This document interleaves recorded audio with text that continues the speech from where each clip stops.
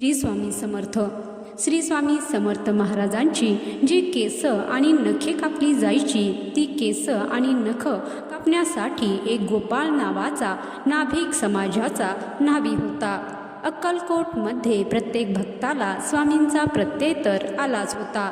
त्यामुळे अक्कलकोटात स्वामींचा प्रत्येक भक्त स्वामींचे केस व नखे कापताना हात पुढे करून त्या गोपाळ न्हाव्याकडून ती केस व नखे मागून घ्यायचे. पण काही दिवसांनी गोपाळ भाऊ यांना कळलं की स्वामींच्या नखा आणि केसांमुळे लोकांना गुण येतोय व त्यांची भरभराट होते. त्यावेळेस त्याच्या मनात थोडासा लोभ प्रकट झाला.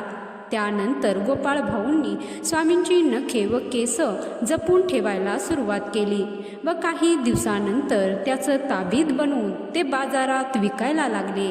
त्यामध्ये बघा आपलं नशीब किती चांगलं आहे. त्या तावितांमधला एक तावीत ज्यामध्ये श्री स्वामी समर्थ महाराजांची नखं आहेत तो आज अक्कलकोटमध्ये भातखंडे भाऊ यांच्याकडे आहे.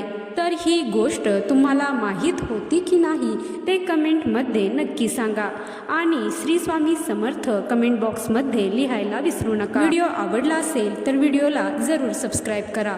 जय श्री स्वामी समर्थ.